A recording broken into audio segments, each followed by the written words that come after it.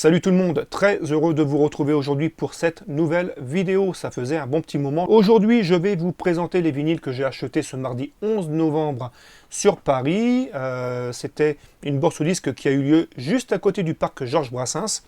Une bourse aux disques qui a lieu 2 fois par an, donc là c'était cette fois-ci le 11 novembre. J'étais accompagné du gang, comme d'habitude, la Lino Family, David de la chaîne Lovely Groove, Thierry de la chaîne La Salle de Jeu de Perry et Laurent de la chaîne Mister Fresh.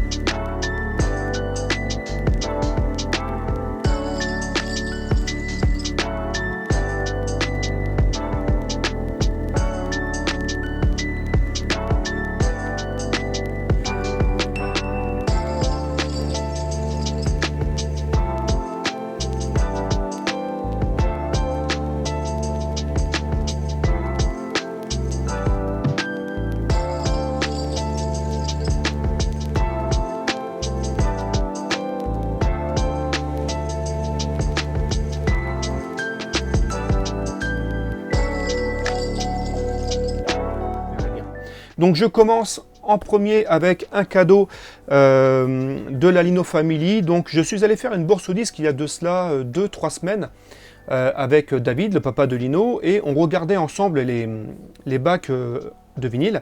Et je vois cet album. Et là, je lui dis, ah, tiens, celui-ci, ça fait un moment que je voudrais l'avoir, mais à chaque fois, il est dans les 15-20 euros et j'ai pas envie de mettre 15-20 euros dans cet album. Quand vous allez voir celui que c'est, vous allez très vite comprendre, parce que celui-ci, allez, je vais vraiment pas exagérer, mais 90% des vendeurs en bourse aux disques ont cet album dans leur bac. Du coup, eh bien, je ne sais plus si David voulait s'en débarrasser ou s'il l'avait en double, je m'en souviens plus. Mais en tout cas, voilà, très gentiment, il me l'a offert. Il s'agit de la bande originale du film Furio, donc film avec David Bowie et Ryuichi Sakamoto, qui d'ailleurs est le compositeur de cette musique.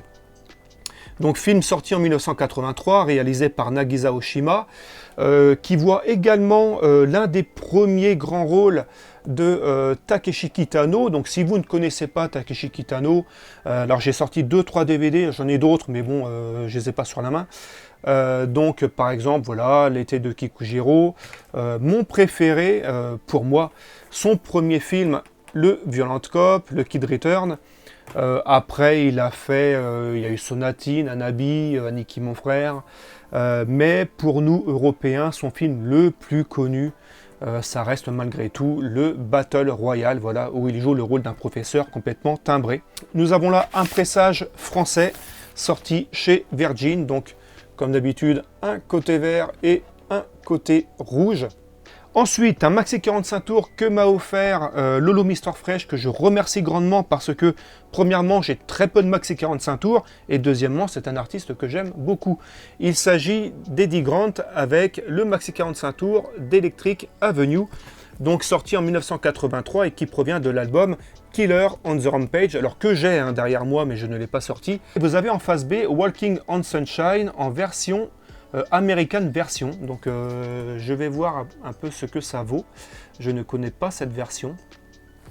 Donc là nous avons, je crois que c'est un pressage français celui-ci, oui. Pressage français sorti chez Disque AZ et Ice, voilà. Donc un grand merci à lui pour ce maxi 45 tours. Maintenant aux albums que m'a offert notre ami Thierry, La Salle de Jeu de Perry. Le premier, c'est la bande originale du film Electric Dreams. Donc, comme vous voyez, c'est écrit en français la bande originale du film, mais après recherche, il semblerait qu'il soit sorti en France sous le nom de La Belle et l'Ordinateur. Donc, à moins que je me trompe, mais il parle bien de ce film-là sous le nom de La Belle et l'Ordinateur. Donc, film réalisé par un certain Steve Barron qui ne me disait absolument rien. Mais en fait, après recherche, il a réalisé le premier film Tortue Ninja. Je ne m'en souvenais absolument pas. Et puis, c'est aussi le réalisateur de clips pour Billie Jean de Michael Jackson, Africa de Toto et bien d'autres. Donc, c'est pas un inconnu malgré tout. Après, je ne sais pas ce que vaut le film. Hein. Je n'ai jamais vu. Je ne sais même pas si on a une édition DVD, Blu-ray, quoi que ce soit de ce film. Je n'en sais absolument rien. Donc, et au vu des noms dans cette bande originale, on a Culture Club, Event 17, Jeff Lynne, Pippi Arnold, Giorgio Moroder. Donc, ça a l'air d'être bien intéressant. Donc voilà, je vais m'écouter ça tranquillement très prochainement. Et il s'agit là encore d'un pressage français de chez Virgin. Donc voilà, comme d'hab, côté vert et côté rouge. Ensuite, Metropolis, la version de Giorgio Moroder. Donc cette version, vous pouvez la trouver hein, sur YouTube. Le film, il dure à peu près 1h20, donc avec les images du film hein, de Fritz Lang. Film qui était sorti dans les années 20, donc je crois, alors, je ne vais pas dire de bêtises, entre 1924 et 1925, je crois. Donc vous avez dans cet album Freddie Mercury avec Love Kills, certainement une de ses meilleures chansons en solo. Vous avez Pat Benatar, Giorgio Moroder bien sûr, Bonnie Tyler, Billy Squier, Adam Ant. Donc voilà, c'est une édition hollandaise pour celui-ci. Donc sous pochette vous avez un côté les paroles et de l'autre une image du film. À voir absolument au moins une fois dans sa vie ce film. Et nous avons un pressage CBS, voilà. Donc comme je vous disais, pressage hollandais.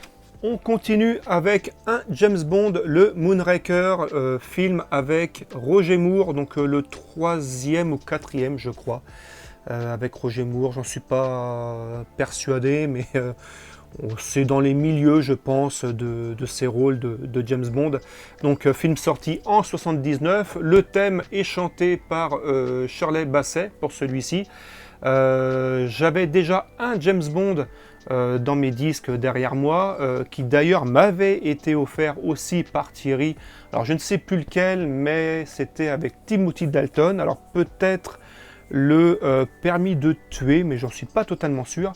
D'ailleurs, en parlant de James Bond, ce matin, j'ai eu la chance de trouver l'intégrale, alors en DVD, mais c'est mieux que rien, à 5 €.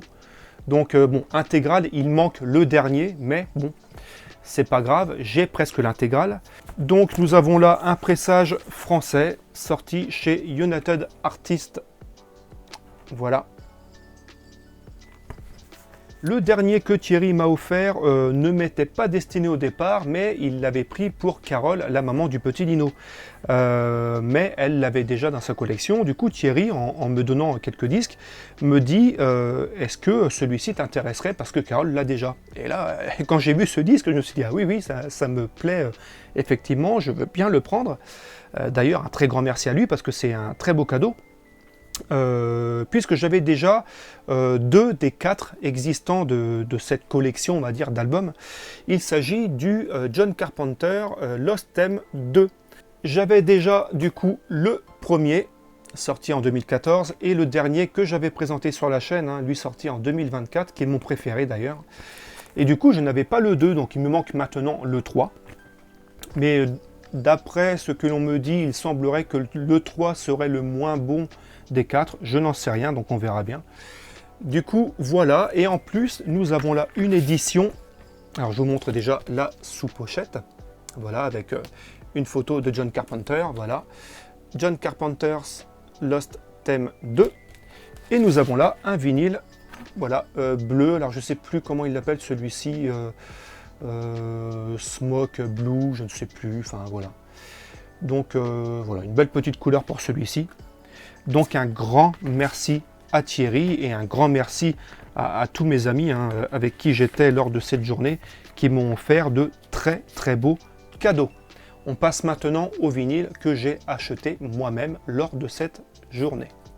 Du coup, les albums que je me suis achetés lors de cette sortie. Donc le premier, il s'agit du premier album solo de Phil Lynott, le solo Inso, sorti en 1980. Donc son premier album solo. Le deuxième, le Phil Lynott album, je l'avais présenté il y a de cela, il y a peut-être un petit peu moins d'un an je crois. Je l'avais trouvé, je me souviens, à la bourse aux disques d'Amiens. Je préfère le deuxième album, en toute sincérité. Celui-ci, je le connais bien, mais je ne l'avais toujours pas trouvé en vinyle. Et là, je l'ai eu dans les... Je crois qu'il était à 10 € celui-ci. Donc voici la tracklist de cet album. Alors si ça arrive à faire le focus, je suis désolé. Voilà. Vous remarquerez que sur cet album, il y a la chanson Yellow Pearl sur la face 2. Yellow Pearl qui figure aussi sur le deuxième album de Phil Lynott, mais dans une version différente. Et la version de l'album suivant servira de générique pour l'émission Top of the Pop dans le milieu des années 80. Donc nous avons là une sous-pochette qui est un petit peu abîmée. Nous avons derrière les paroles. Et nous avons un pressage Vertigo. Alors, c'est pas un pressage allemand ni français, c'est un pressage scandinave pour celui-ci. Le suivant, il s'agit du Mad Max, donc le premier du nom. J'avais déjà présenté le deuxième que j'avais trouvé en bourse aux disques à Saint-Quentin. Il y a de cela peut-être à peu près 2 ans. Je l'avais présenté aussi sur la chaîne. Donc, pareil que le 2, musique de Brian May. Donc, pas le Brian May de Queen, mais le Brian May australien qui est mort il y a maintenant, il y a de ça quelques années. Donc, comme le 2 que j'avais présenté il y a quelques temps, c'est un pressage Milan. Je l'ai vu aussi en pressage Varese Sarabande, celui-ci, dans cette bourse aux disques, qui était à plus de 80 € je crois.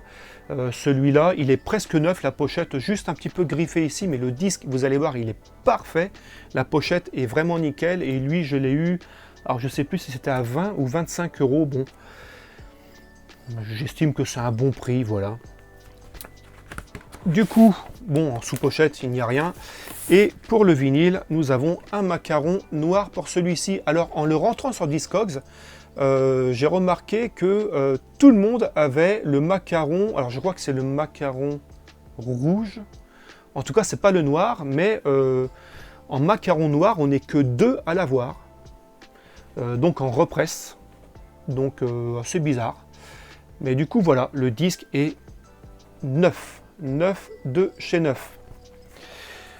Donc voilà pour le premier Mad Max. Ensuite, on passe à la 4e dimension, donc voilà, Twilight Zone, le film, donc produit par Spielberg, John Landis, donc c'est un film, voilà, avec plusieurs histoires, Vous avez un film de John Landis, Steven Spielberg, Joe Dante et George Miller, réalisateur de Mad Max. Donc voilà, j'ai un pressage pour celui-ci, je crois, allemand, sorti chez Warner Bros. Ensuite, un Varese Sarabande qui était neuf, alors qui n'est pas rare, c'est un des Varese Sarabande que l'on voit partout, je crois même que sur Vinted, on peut le trouver assez facilement en plusieurs exemplaires, mais là, pareil, il était aussi dans le bac à 10 €, c'est L'Année du Dragon. Voilà, film avec Mickey Rourke, qui d'ailleurs, je crois, est l'un de ses premiers grands rôles à Mickey Rourke, avant qu'il fasse 9 semaines et demie, par exemple. Film réalisé par Michael Cimino, et musique de David Mansfield pour celui-ci. Je me souviens du film, il y a très longtemps que je l'ai vu, mais je me souviens d'une musique avec une guitare sèche, donc je ne l'ai pas encore écouté, mais je pense que ça va me raviver quelques souvenirs en écoutant celui-ci. Je ne me souviens pas totalement de la musique du film, mais j'ai des petits souvenirs comme ça qui me reviennent. Du coup, voilà, tout comme la pochette, le vinyle est complètement neuf. Mais voilà, Varese Sarabande ne veut pas dire vinyle rare, il ne faut pas croire. Il y a des Varese qui sont très recherchés, comme les Freddy ou autres. Mais voilà, celui-ci, c'est quelque chose qu'on peut trouver facilement dans les 20-30 € maximum. Pas mettre plus pour celui-ci, je vous le dis tout de suite. Donc voilà, L'Année du Dragon. Et pour terminer, une petite surprise, parce que celui-ci, je ne l'avais jamais vu. Je connaissais la version japonaise, mais là j'ai trouvé le pressage américain. Donc un Jackie Chan en plus dans ma collection, The Protector, donc qui est sorti chez nous en France début des années 80. C'est en quelle année ça? 85, oui, dans le milieu des années 80, est sorti chez nous en France sous le nom de Le Retour du Chinois. Alors j'avais présenté le chinois il y a pas longtemps, je crois d'ailleurs c'est dans ma vidéo précédente que j'avais trouvé en pressage japonais. Et là, c'est Le Retour du Chinois. Alors, comme je disais la dernière fois, Le Retour du Chinois n'est pas la suite de Le Chinois. C'est juste que c'est le deuxième film de sa période de test de films américains. Du coup, ils ne sont pas trop embêtés. Ils ont appelé ça Le Retour du Chinois. Je préfère largement celui-ci que le premier. Enfin, tout du moins pour le film. Musicalement, je préfère quand même le chinois avec la musique de Lalo Schifrin, mais celle-ci n'est pas mauvaise non plus, hein. Musique de Ken Thorne, donc qui a fait également la BO de Superman, oh, que je dise pas de bêtises, le 2 ou le 3. Vous irez chercher, je ne sais plus. Donc film également avec Danny Aiello, que vous connaissez certainement, et si vous ne connaissez pas, allez voir sa tête sur Google, vous le connaissez forcément. Donc voilà, un pressage américain sorti chez Easy Street, que je ne connais pas. Et du coup voilà, une belle petite surprise pour celui-ci, pareil, que j'ai chopé dans les 20 €. Ça fait toujours plaisir, et vu que j'essaye de remplir au max les musiques de films de Jackie Chan, enfin tout du moins des années 80, après années 70, je recherche un peu moins, mais années 80, ça m'intéresse grandement. Donc voilà, un de plus dans ma collection.